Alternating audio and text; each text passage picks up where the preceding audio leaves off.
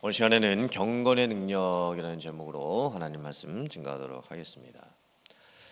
우리가 교회를 다니고 신앙생활을 할 때 경건한 생활을 하는 것은 너무나 중요합니다.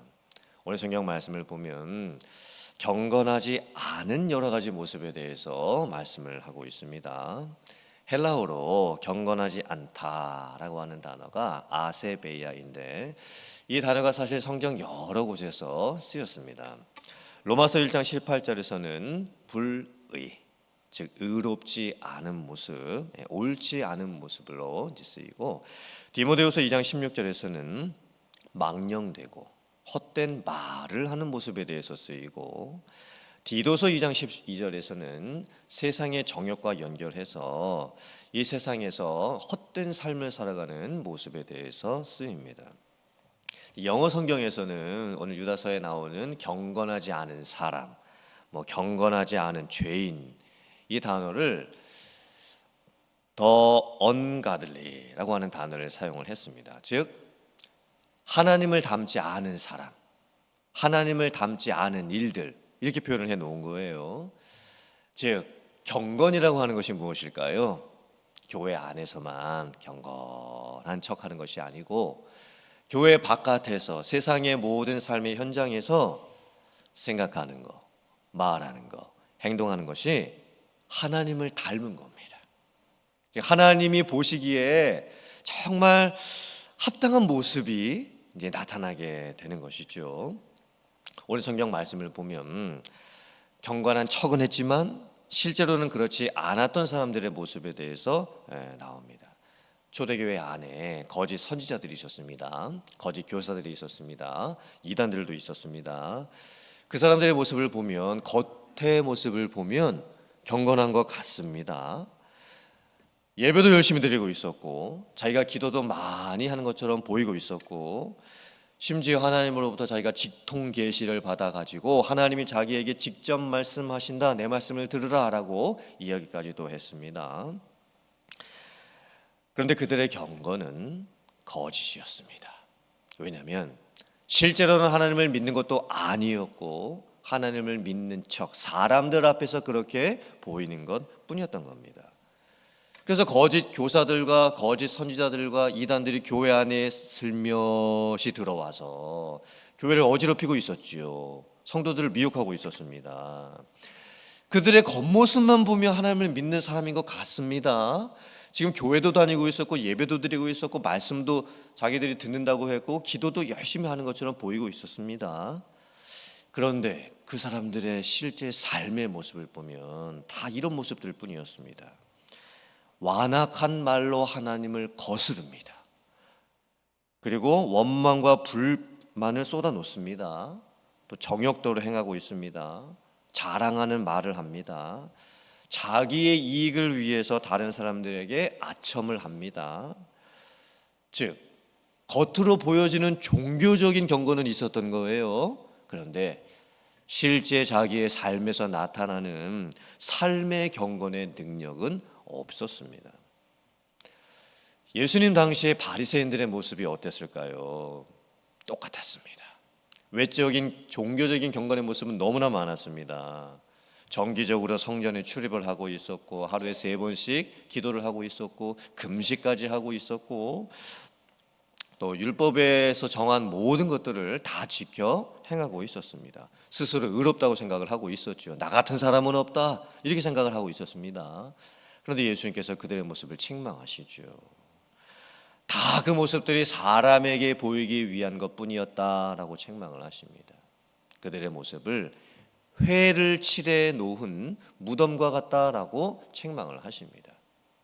유대인들은 무덤을 어떻게 만들었냐면 한국의 장례 문화는 사람이 돌아가시면 관에다가 이제 넣고 그 관을 땅을 파서 땅 밑에다가 이제 장사를 지내죠. 그리고 그 위에다가 이제 흙을 덮어서 봉분을 쌓아 올리게 됩니다. 근데 유대인들의 무덤은 좀 다릅니다. 동네 근처에 자연적으로 만들어진 동굴이나 아니면 사람이 인위적으로 만든 동굴을 이렇게 팝니다. 그리고 그 안에 이제 공간을 만드는 거죠. 그리고 사람을 이제 세마포로 염을 해가지고 그 안에다가 이제 시신을 넣어 두는 겁니다. 묻는 게 아니고 넣어 두는 거예요. 그리고 이제 수시로 그 무덤을 이제 들어갔다가 나올 수가 있게 그 무덤 입구에다가 큰 돌을 하나 놓습니다. 돌을 옮겼다가 또 다시 또 놓을 수 있게 한 것이죠. 그리고는 그 문을 보통 그 석회 가루 있죠, 하얀색 석회 가루로 이렇게 다 이렇게 칠을 해놓습니다. 그러니까 여기가 무덤이다라고 하는 표시를 해놓는 것이죠. 그래서 유대인들의 모습을 보면요, 겉에서 보면 참 예쁩니다. 하얀 석회 가루가 이렇게 다 돌 입구에, 무덤 입구에 돌에다가 칠해져 있는 거예요. 그런데 겉으로 봤을 때는 예쁜 무덤인데 실제로 그 안에는 뭐가 들어가 있습니까? 죽은 사람의 시신이 들어가 있죠. 예수님께서 바리새인들의 경건을 그런 모습이라고 지금 책망을 하고 계시는 거예요. 그렇다면 오늘날 우리들이 살아가고 있는 이 시대의 경건의 모습은 어떨까요? 디모데후서 3장 1절 이하의 모습을 보면 말세의 때가 됐을 때, 고통하는 때가 됐을 때 사람들이 어떤 모습으로 바뀌게 될지에 대해서 말씀을 합니다. 사람들이 자기를 사랑하고 돈을 사랑하고 자랑하고 교만하고 비방하고 부모님을 거역하고 감사치 아니하고 거룩하지 아니하고 무정하고 원통하고 모함하고 절제하지 못하고 사납고 선한 것을 좋아하지 않고 배신하고 조급하고 자만하고 쾌락 사랑하기를 하나님 사랑하는 것보다 더하고. 너무나 많지요, 이런 모습들이. 그 모습을 한마디로 이야기하면 경건의 모양은 있으나 경건의 능력은 부인하는 자니 이 같은 자들에게서 네가 돌아서라. 우리들이 살고 있는 이 시대의 모습도 똑같은 거예요. 하나님이 보셨을 때 경건하지 않은 모습들이 세상 사람들의 모습에 너무나 많이 있습니다. 심지어 교회를 다니고 있다고 하는 성도님들의 모습 가운데서도 경건의 모양은 있는데, 겉모습은 있는데 실제 그 안에서 나타나는 경건의 능력이 부족했던 거예요.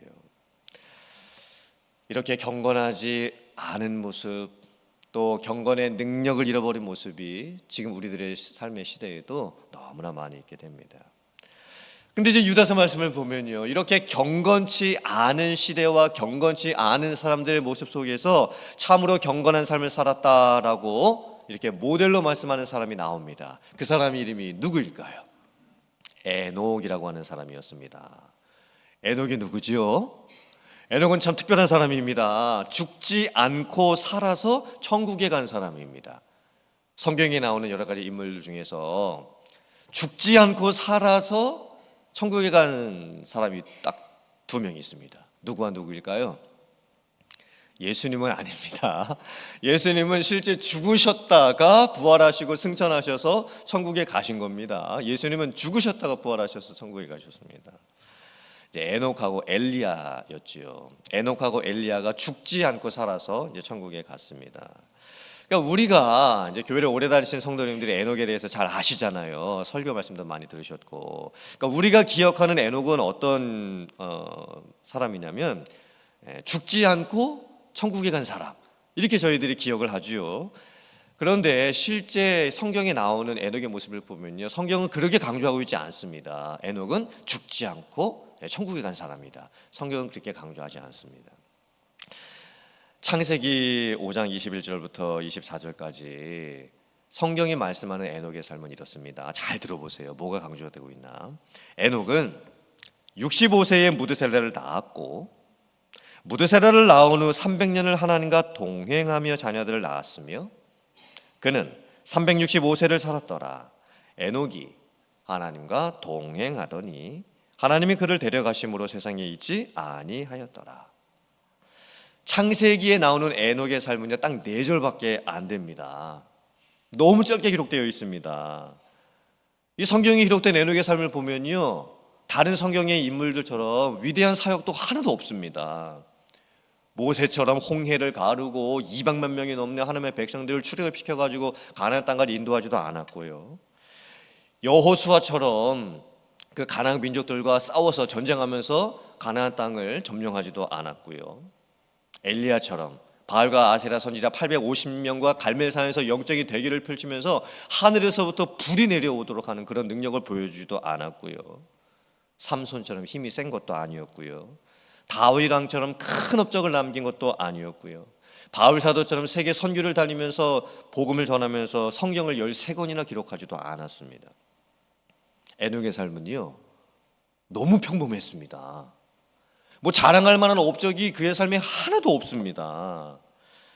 그런데 성경이 평가했던 그 에녹의 모습, 그 4절 가운데 2번이나 반복했던 표현이 있었습니다. 그게 뭐였죠?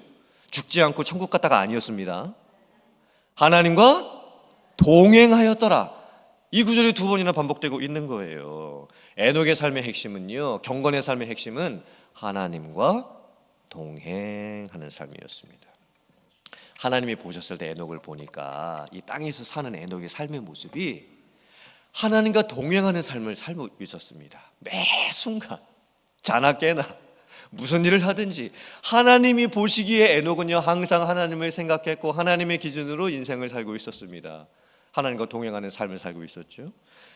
하나님이 에녹의 삶을 보시니까 그 모습이 너무나 귀하게 보이셔가지고 그냥 살아있는 채로 하늘로 데려가십니다. 천국으로 데려가시는 거예요. 그리고는 천국에서도 하나님과 동행할 수 있는 삶을 살게 해주셨던 거예요. 땅에서 살 때도 하나님과 동행, 천국에 가서도 하나님과 동행. 에녹의 삶은요, 하나님과 동행하는 삶이었습니다. 그렇다면 에녹이 땅에서 사는 동안 하나님과 동행하는 삶을 살았으니까 너무나 편안하게 하나님과 동행하고 세상 걱정 염려 근심 하나도 안 하면서 하나님과 동행하고 건강해서 하나님과 동행하고 돈도 많아서 하나님과 동행하는 그런 하나님과 동행하는 삶을 살았을까요? 아니었습니다. 오늘 유다서 말씀을 참고를 해보면 에녹이 살았던 그 시대의 삶의 모습은요, 정말 사람들이 죄를 너무나 많이 짓고 살았던 때였습니다. 아담 이후에 아담의 7대 손으로 에녹이 태어났는데 그 사람들이 사는 삶의 모습을 보면요, 그래서 에녹이 뭐라고 사람들을 정죄했을까요? 경건하지 않은 자들이 행한 모든 일들, 경건하지 않은 죄인들이 하나님을 거슬러서 행했던 모든 완악한 것들을 하나님께서 정죄하시고 심판하실 것이다. 에녹은요, 이런 것을 선포하면서 이런 하나님의 말씀을 전하면서 삶을 살았던 거예요. 생각해 보세요. 그러므로 에녹이 삶을 살았던 그 시대의 삶의 모습은요, 정말 죄 많은 세상이었습니다. 너무나 많은 사람들이 하나님을 닮지 않은 채 언가들리하게 삶을 살고 있었던 거예요. 그때 에녹이 보여주는 거지요. 하나님을 믿는 삶이 무엇인지를 보여줍니다. 하나님을 믿는 사람은 이렇게 산다라는 것을 보여줍니다. 그리고 그들에게 더 이상 죄를 짓지 말아라. 하나님을 믿어라. 하나님의 뜻을 분별하고 하나님을 닮아 살아라. 이렇게 이제 보여주는 삶을 살았다는 거예요. 이것이 하나님이 보시기에 에녹의 삶을 보셨을 때 하나님과 동행하는 것으로 보여졌던 겁니다. 에녹 그 시대의 삶의 사람들은요, 죄의 노예가 되어서 살고 있었습니다. 하나님을 알지도 못했습니다. 또 하나님을 알고 있었던 그 하나님의 사람들조차도 삶 속에서 여러 가지 참 지치고 피곤하고 불만족하고 또 무기력하고 또 삶을 살기 위해서 참 노력은 하지만 땅이 엉겅퀴를 내면서 수확을 거두지 못하고 하나님과 영적으로 단절되어서 살고 있는 참 그런 인생을 살고 있었던 거예요. 정말 행복이 무엇인지 모른 채 살고 있었죠. 정말 살아간다는 기쁨이 무엇인지 모른 채 살고 있었던 겁니다. 하나님과 아무 관계가 없이 자기 혼자만 세상의 유익을 누리면서 살려고 했다는 것이죠. 그때 에녹이 보여준 거예요. 진짜 인생은 어떻게 사는 건지, 진짜 은혜 받은 자는 어떻게 사는 건지, 진짜 은혜 받고 기쁘고 행복한 사람은 어떤 경건한 삶을 살게 되는지 삶을 통해서 보여주었던 겁니다. 그래서 에녹이 받은 상이 무엇일까요? 죽지 않고 하나님이 그를 데려가셨습니다. 천국으로. 그리고 땅에서 살 때도 하나님과 동행했는데 이제는 천국 가가지고 하나님과 영원한 동행하는 삶을 살게 해주셨던 거예요. 사랑하는 성도님들, 여러분들은 지금 하나님과 동행하는 삶을 살고 계십니까? 물론 치열한 우리의 인생을 살아야 합니다. 지독한 이 죄가 가득한 이 세상의 현실을 살아내야 합니다. 하나님과 동행하는 삶을 살기에 참 어려운 그런 삶의 환경을 가지고 우리들이 살고 있지요. 인생은 뭐 얼마나 오래 살았냐, 얼마나 짧게 살았냐, 이것으로 결정되는 게 아닙니다. 얼마나 많은 것을 가지고 살았냐, 또 얼마나 또 없이 살았냐, 이런 것으로 결정되는 것도 아닙니다. 시편에서 말씀을 했지요. 세상에서의 첫날보다 하나님의 성전 문지기로 하루를 사는 것이 더 낫다, 이렇게 고백을 하고 있습니다. 악인의 장막에서 사는 것보다 내 하나님과 함께 있는 것이 더 좋다라고 고백을 하고 있습니다. 이게 하나님과 동행하는 삶 아닐까요? 이런 하나님과의 동행이 있는 여러분의 삶이 되시기를 주님의 이름으로 축복합니다.